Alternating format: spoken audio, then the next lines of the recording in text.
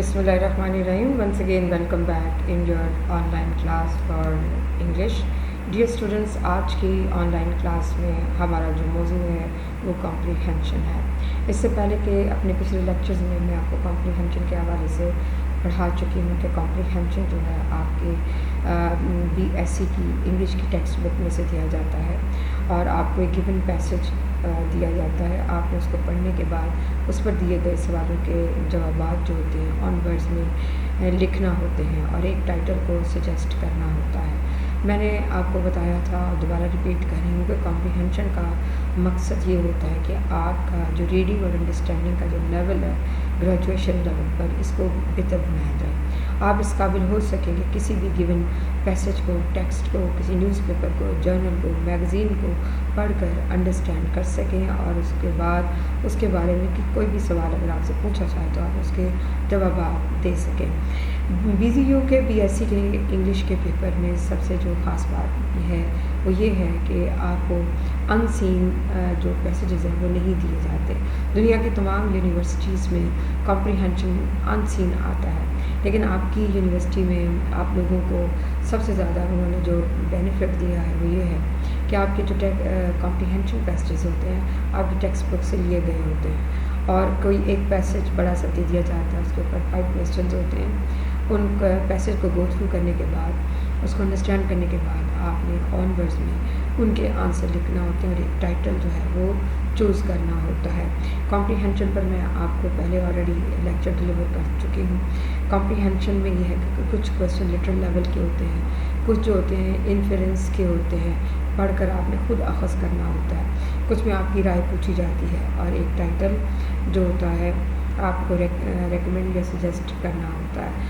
आज का जो कॉम्प्रीहेंशन का जो पैसेज है वो आपकी टेक्स्ट बुक साइंटिफिक मेथड, आपका जो लेसन है टेक्स्ट बुक में उसमें से लिया गया है. इसमें राइटर ऑलरेडी आपको ये बताता है, आप खुद पढ़ चुके हैं और जो आपने इसके ऊपर नोट्स तैयार किए थे आपको याद होगा कि इसमें आपने साइंटिफिक मेथड को पढ़ा होगा. साइंटिफिक मेथड क्या है और इसके अलावा साइंटिफिक लॉज कैसे बनाए जाते हैं. आपकी बुक में जो राइटर है रसल, उसने एक्सप्लेन किया है कि साइंटिफिक मेथड क्या है, इसका तरीक़ेकार क्या है और ये कि कवानीन जो साइंस में बनाए जाते हैं वो इंडक्शन और डिडक्शन के तरीके से बनाए जाते हैं. आम आदमी के और साइंटिस्ट के जो ऑब्जर्वेशन का जो तरीका है, फैक्ट्स को ऑब्ज़र्व करने का तरीका और जनरलाइज्ड जो वे है कानून बनाने का साइंटिफिक, वो मुख्तलिफ होता है. आज के जो गिवन आपका जो पैसेज है इसके अंदर इसी चीज़ को ही डिस्कस किया गया है. इसको मैं अब रीड करती हूँ, आप इसकी रीडिंग को फोकस कीजिए. मैंने पहले भी कहा था और हर दफ़ा यही रिपीट करती हूँ, जब भी आपको कॉम्प्रीहेंशन पैसेज आए at least you must give it 2 to 3 time reading. इसे 2 से 3 दफ़ा पढ़िए और ना पैनिक हुए बगैर पढ़ें. और जब आपको उस ज़हन में उसकी पिक्चर बन जाए, क्वेश्चंस को पढ़कर आप आंसर जो है फाइंड आउट कर सकते हैं, या ये कि टेक्स्ट पैसेज को पढ़ने के बाद आप क्वेश्चंस को पढ़ें और फिर क्वेश्चंस के बाद दोबारा टेक्स्ट को पढ़ के उसके आंसर लोकेट कर सकते हैं. फिर से ऑन वर्ड्स में लिखिए और जो चीज़ बहुत मुश्किल और कॉम्प्लिकेटेड हो, आप ना जानते हो, उस एक लफ्ज़ या वर्ड को नज़रअंदाज कर दें, लेकिन उसका टेक्सचुअल मीनिंग अंडरस्टैंड करके आप उसका आंसर दे सकते हैं. Scientific method although in it's more refined form may seam complicated. Writer ये कहता है कि जो साइंटिफिक मेथड है अब बज़ाहिर जो है बहुत ज़्यादा आपको पेचीदा लगता है, is in essence remarkably simple, लेकिन अगर आप उसके एसेंस के लिहाज से देखें तो ये सादा है. आम इंसान को जो साइंस नहीं जानता, पढ़ा लिखा नहीं, साइंटिफिक मेथड या साइंसी तरीक़ेकार का लफ्ज़ सुनते ही उसको ये काम बहुत मुश्किल सा लगता है, लेकिन अगर आप इसको करने लगे तो इतना मुश्किल नहीं है बल्कि सादा है. It consist in observing facts. Scientific method का सबसे अहम जो चीज़ है वो ये है कि आप हक़ाइक़ को ऑब्ज़र्व करते हैं, उनका मुशाहिदा करते हैं. As will enable the observer to discover general laws governing the facts of the kind in question. ये जो ऑब्जर्वेशन है एक आम आदमी को किसी भी चीज़ के बारे में फैक्ट्स को ऑब्ज़र्व करने में मदद देता है.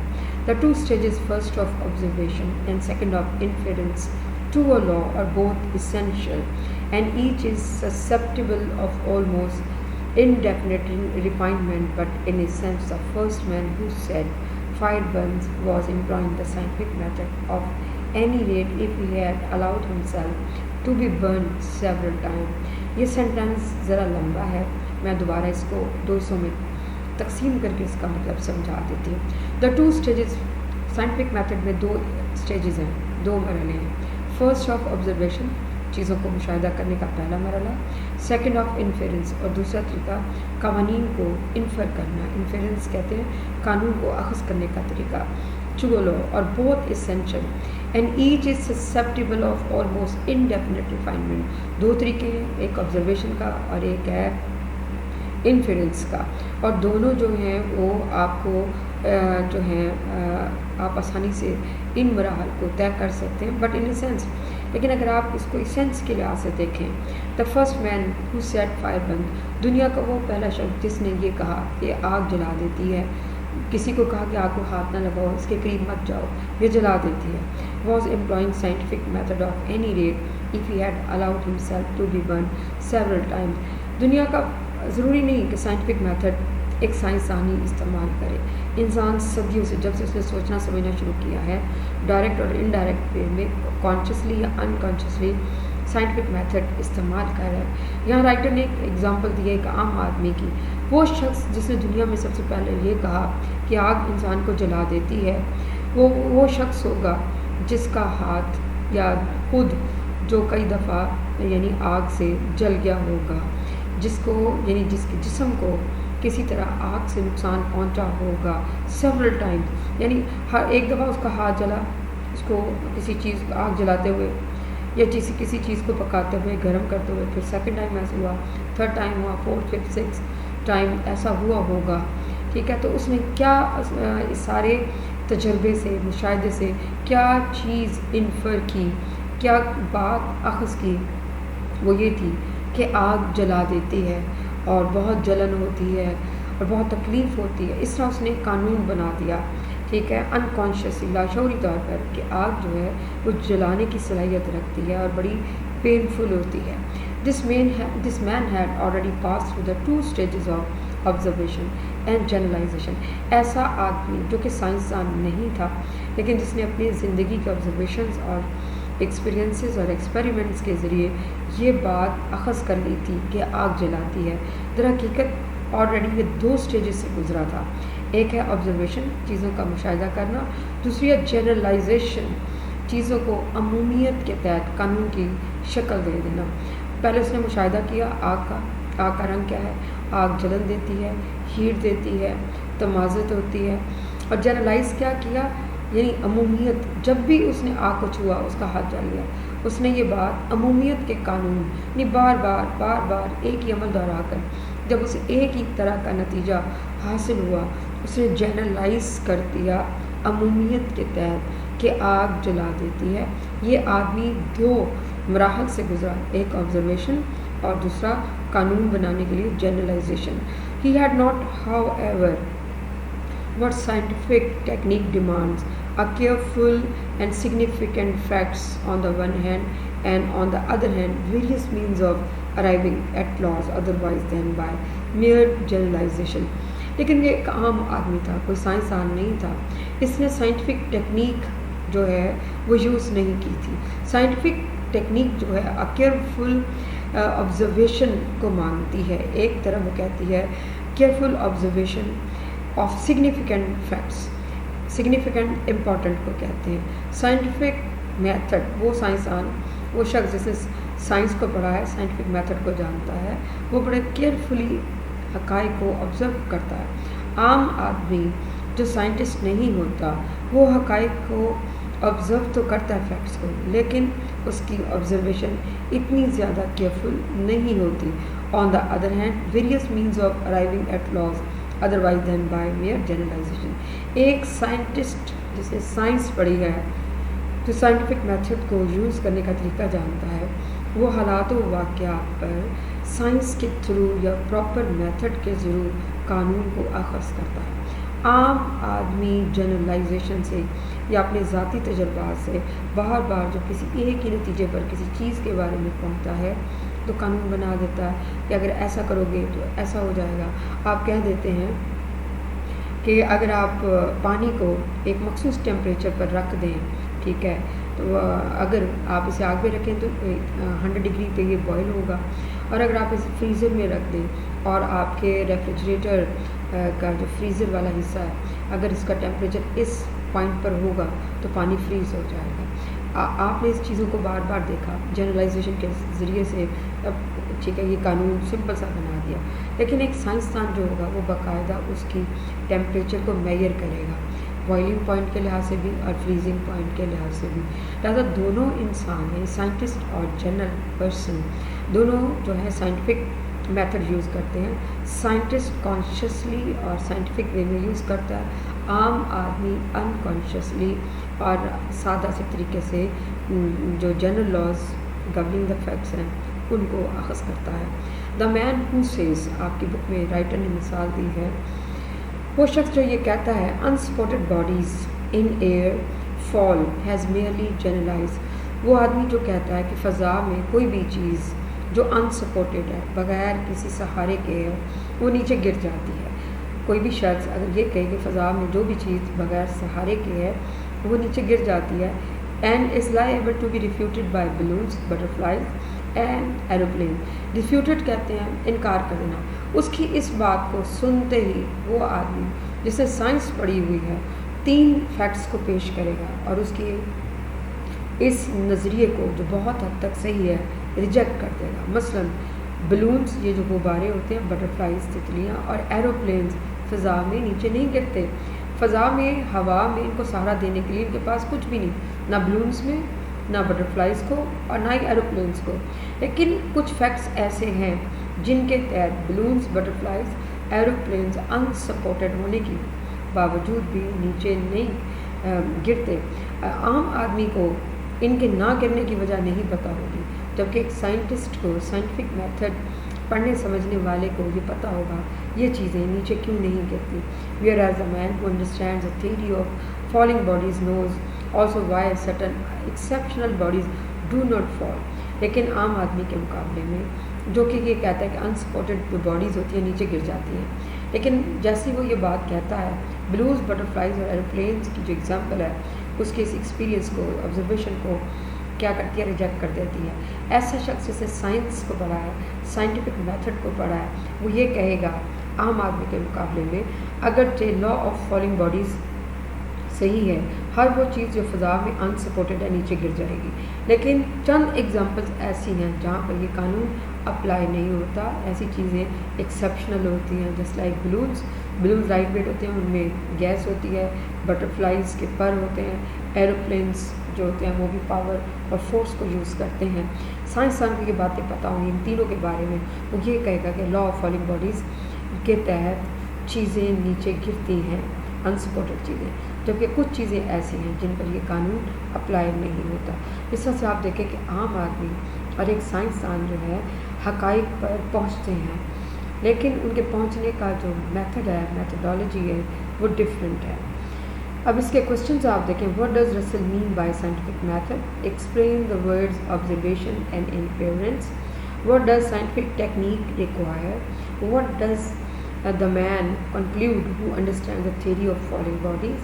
Suggest a suitable title for the passage. 5 question دیے گئے. اب آپ کی سہولت کے لیے میں اس کے آنسر بھی لکھ رہی ہوں, ٹھیک ہے, آپ ان کو پڑھیں اور کوشش کریں کہ آپ ان کو خود اٹیمپٹ کر سکیں. آپ کا کوشچن نمبر 1 جو ہے کمپریہنشن کا, what does Russell mean by scientific method؟ رسل کا سائنٹیفک میتھڈ سے کیا مراد وہ لیتا ہے, سائنٹیفک میتھڈ سے کہنے کا اس کا کیا مطلب ہے, کیا اس سے کیا مراد ہے. اکارڈنگ ٹو رسل, اب آپ نے پورا پیسج اچھی طرح پڑھ لیا, کوشچنس کو بھی سمجھ لیا, بہت سمپل ورڈنگ ہے. واٹ ڈز, اس میں ڈیفینیشن پوچھی گئی ہے, آپ نے کوشچن کی ورڈنگ پہ غور کریں. واٹ ڈز رسل مین, رسل کے کہنے کا کیا مطلب ہے, یہ رسل سائنٹیفک میتھڈ سے کیا مراد لیتا ہے. اس کا مطلب ہے کہ پیسج کے شروع میں یہ آنسر لٹرل لیول کا ہے, اس میں سائنٹیفک میتھڈ کی ڈیفینیشن پوچھی گئی ہے, اس لیے آپ نے اور غیر ضروری فیکٹس کو ساتھ نہیں ملانا. According to Russell, the scientific method is an extremely simple mode of observing the facts that will enable the observer to search out general laws about them. رسل یہ کہتا ہے کہ سائنٹیفک میتھڈ ایک عام سادہ سا طریقہ ہے جس کے ذریعے حقائق کا آبزرویشن یعنی مشاہدہ کیا جاتا ہے، جو کہ مشاہدہ کرنے والے آبزرور کو اس قابل کر دیتا ہے کہ وہ چیزوں کے بارے میں جنرل لاز جو ہے بنا سکے. آنسر یہیں پر ختم ہو جاتا ہے، لیکن اگر آپ اس کو ذرا ایلیبوریٹ کرنا چاہیں تو کر دیں، میں نے آپ کی سہولت کے لیے لکھ دیا ہے، ادروائز آنسر یہیں پہ مکمل ہے. So the scientific method is essentially based on 2 stages. لہٰذا جو سائنٹیفک میتھڈ ہے وہ 2 چیزوں کے اوپر بیس کرتا ہے، نیملی آبزرویشن، ان میں ایک چیز آپ کا مشاہدہ ہے، چیزوں کو غور سے دیکھنا، and the process of inferring general laws from the observed facts, اور جو چیزیں اس نے جن کا مشاہدہ کیا ہے ان سے پہلے مشاہدہ کرنا اور پھر مشاہدہ کی گئی چیزوں کے بارے میں کوئی قانون جو ہے اس پر پہنچنا. نیکسٹ کوشچن 2 جو ہے explain the word observation and inference. Examiner جو گیون پیسج ہے، آپ کا لیسن تو بہت لمبا ہے، اس کے اندر سے ایک پیسج کمپریہینشن کے لیے دے دیا گیا ہے. رائٹر آپ کے ایگزامینر آپ سے اس پیسج کے حوالے سے ایک اور کوشچن کرتا ہے، explain the words observation and for inference. یہ اس طرح کے کوشچنس کو ووکیبلری کوشچنس کہتے ہیں، اس طرح کے کوشچنس کو ووکیبلری کوشچنس کہتے ہیں. وہ کہتا ہے کہ آبزرویشن اور انفیرنس کا کیا مطلب ہے اس پیسج کے حوالے سے. Observation means the faculty of watching, recognizing and noting some facts. یہ ایگزیکٹ وہاں دیا نہیں گیا ہوا، یہ آپ نے وہاں سے پڑھ کر، ظاہر سی بات ہے آپ ماشاء اللہ گریجویشن کلاس میں ہیں اور سائنس کے اسٹوڈنٹ ہیں، تو آپ نے آبزرویشن کی سمپل ورڈز میں ڈیفینیشن دینی ہے. یہ ایگزیکٹ نہیں لکھی گئی، لیکن آن ورڈز میں رائٹر آپ سے یہ توقع کرتا ہے. کمپریہینشن کے قوانین میں میں نے آپ کو بتایا تھا کہ ہم بعض اوقات یہ توقع رکھتے ہیں کہ بچہ کسی چیز کو پڑھنے کے بعد اس کو خود سے چھپے ہوئے آنسر کو بھی بتا سکیں. آبزرویشن کا فیکلٹی صلاحیت کو کہتے ہیں. آبزرویشن کا مطلب ہے watching, recognising and noting some facts, حقائق کو دیکھنے، پہچاننے اور نوٹ کرنے کی صلاحیت، اسپیشلی ان نیچر، خاص طور پر فطرت کے حوالے سے. And inference mean logical conclusion reached on the basis of either observation or knowledge or facts. Inference کا مطلب ہے قوانین کو اخذ کرنے کا مرحلہ، اور قوانین کو جو اخذ کیا جاتا ہے وہ آبزرویشن، نالج یا فیکٹس کی بنیاد پر جب آپ بار بار چیزوں کو آبزرو کریں، ان کے بارے میں علم حاصل کریں یا حقائق کا آبزرویشن کریں، ایک ہی نتیجے میں جب آپ پہنچیں اور اس نتیجے پر پہنچنے کے بعد آپ ایک جنرل بات طے کر لیں کہ یہ بات یوں جب بھی کریں یہ بات یوں ہی ہوگی، وہ جنرلائزیشن یا انفیرنس کا طریقہ کہلاتا ہے. اس کوشچن میں آپ سے 2 ورڈز کی ایکسپلینیشن میننگ کے ساتھ مانگی گئی ہے. یہ ووکیبلری کوشچنز ہے، یہ ڈائریکٹ پیسج کے اندر موجود نہیں، لیکن ایگزامینر آپ سے توقع رکھتا ہے کہ آپ چونکہ بی ایس سی کے اسٹوڈنٹ ہیں تو اس کو پڑھ کر آن ورڈز میں ان 2 لفظوں کو جو یہاں یوز ہوئے، ٹرمز یوز ہوئی ہیں، ان کا میننگ بتائیں. What does scientific technique require? اگلا کوشچن جو ہے سائنٹیفک ٹیکنیک کا کیا تقاضا ہے. سائنٹیفک ٹیکنیک سائنٹسٹ سے یا عام آدمی جو سائنٹیفک میتھڈس کو تھوڑا بہت جانتا ہو اسے کیا تقاضا کرتی ہے. دا سائنٹیفک ٹیکنیک پازیٹیولی ریکوائرز. آپ کا کوشچن پریزنٹ انڈیفینٹ ٹینس کے اندر ہے، ڈز میں لکھا ہوا ہے، تو آپ کا آنسر بھی پریزنٹ ٹینس میں ہوگا. The scientific technique positively requires very cautious and thoughtful choice of important facts. جو اہم حقائق ہیں ان کے حوالے سے آپ سے جس بات کا تقاضا کرتی ہے وہ یہ ہے، and different methods of inferring general laws then by mere generalisation. یہ کہ آپ مختلف حقائق کا آبزرویشن مختلف طریقوں سے کرنے کے بعد حقائق کو پیش کریں، نہ کہ جنرلائزیشن کریں. جنرلائزیشن عام آدمی کرتا ہے، ایک ہی چیز کو بار بار دیکھنے کے بعد وہ آدمی جو سائنٹیفک میتھڈ کے استعمال کا ماہر نہیں، وہ صرف اور صرف جنرلائزیشن کے ذریعے قانون بنا لیتا ہے یا اپنی زندگی کے کچھ اصول، قوانین یا نتائج طے کر لیتا ہے. تو سائنٹیفک میتھڈ، سائنٹیفک ٹیکنیک کی سب سے اہم جو بات ہے وہ یہ ہے کہ جی آپ محتاط انداز سے، تھاٹفل انداز سے، ٹھیک ہے، امپورٹنٹ فیکٹس کو نکالیں اور اس کے بعد جنرل لاز جو ہیں جنرلائزیشن کی بجائے آپ ان کو آبزرویشن کی بنیاد پہ انفر کریں یعنی اخذ کریں. نیکسٹ ہے what does the man conclude who understand the theory of falling bodies. وہ آدمی جو falling bodies کی تھیوری کو انڈرسٹینڈ کرتا ہے وہ کس طرح نتیجے پر پہنچتا ہے, کیا نتیجہ حاصل کرتا ہے. The man who has scientific knowledge about the theory of falling bodies. یہاں عام آدمی کی بات نہیں ہو رہی بلکہ اس شخص کی بات ہو رہی ہے جو کہ لا آف فالنگ باڈیز کو جس نے سائنٹیفکلی پڑھا ہے یا سائنس میں پڑھا ہے, وہ یہ اپنے نالج سے اس بات پر پہنچتا ہے نتیجے پر that all unsupported bodies do not fall. فضا میں جتنی بھی انسپورٹڈ بغیر سہارے کے جو چیزیں فضا میں موجود ہیں نیچے نہیں گرتی ہیں, ٹھیک ہے, وہ ساری کی ساری نہیں, ان میں سے چند ایک نہیں گرتی, تقریباً باقی گر جاتی ہیں. یہ قانون 100% ہر چیز کے اوپر اپلائی نہیں ہوتا, چند چیزیں ایسی ہیں جو اس قانون سے مستثنا ہیں, باقی چیزیں اسی قانون کو فالو کرتے ہوئے فضا میں جو بغیر آسرے کے ہوتی ہیں گر جاتی ہیں. For there are so many exceptions like balloons, butterflies and aeroplanes. 3 exceptions خاص طور پر ایسی ہیں جن میں غبارے ہیں, بٹ آپ کے پاس بلونز ہیں, بٹرفلائز اور ایروپلینز. یہ انسپورٹڈ باڈیز ہیں لیکن یہ نیچے نہیں گرتی, حالانکہ باقی چیزیں گر جاتی ہیں. تو عام آدمی جو ہے وہ اس کی سائنٹیفک ریزن نہیں دے گا اس قانون کو پیش کرتے ہوئے, جبکہ سائنسدان لا آف فالنگ باڈیز کو بیان کرتے ہوئے یہ کہے گا کہ تمام چیزیں زیادہ تر گر جاتی ہیں لیکن کچھ چیزیں جن میں بلونز, بٹرفلائز, ایروپلینز اور کچھ اور چیزیں ہیں وہ بتائے گا کہ وہ نیچے نہیں گرتی, اور کیوں نہیں گرتی وہ اس کی ریزن دے گا. Last question, suggest a suitable title for the passage. آپ نے لیسن کا ٹائٹل نہیں یوز کرنا, وہ اس صورت میں کریں جب آپ کو نہ آتا ہے. سائنٹیفک میتھڈ, چونکہ اس پیسج کے اندر سائنٹیفک ٹیکنیک اور اس کے اسینشلس کو ڈسکس کیا گیا ہے. سائنٹیفک ٹیکنیک اس کو کہتے ہیں, اس کے اہم پوائنٹس کیا ہیں, اور دا اسینس آف سائنٹیفک میتھڈ, یا سائنٹیفک میتھڈ کی اسینس, اصل روح, اصل طریقہ کار کیا ہے. یہ ان میں میرے خیال کے لحاظ سے جو لاسٹ ٹائٹل ہے, second last and third one جو آخری ہے, یہ زیادہ سوٹیبل ٹائٹل ہے. آپ کو میکسیمم ٹائٹل سجیسٹ کرنے کی ضرورت نہیں ہوتی, آپ ہمیشہ ریپیٹڈ موضوع کو دیکھا کریں کہ پیسج کے اندر جو چیز بار بار کہی گئی ہے اس کو کم سے کم ورڈز میں, ٹھیک ہے, لیس دین 7 ورڈز میں اس کا ٹائٹل چوز کریں. The essence of scientific method 5 words ہیں, scientific technique and its essential 5 words ہیں, سائنٹیفک میتھڈ 2 ورڈز ہیں. ڈیئر اسٹوڈنٹس, آج کا کمپریہنشن کا لیکچر مجھے امید ہے کہ آپ کے کمپریہنشن کے نالج کو انہینس کرنے کا باعث بنا ہوگا. انشاءاللہ نیکسٹ لیکچر کے ساتھ پھر ملاقات ہوگی. ٹل دین اللہ.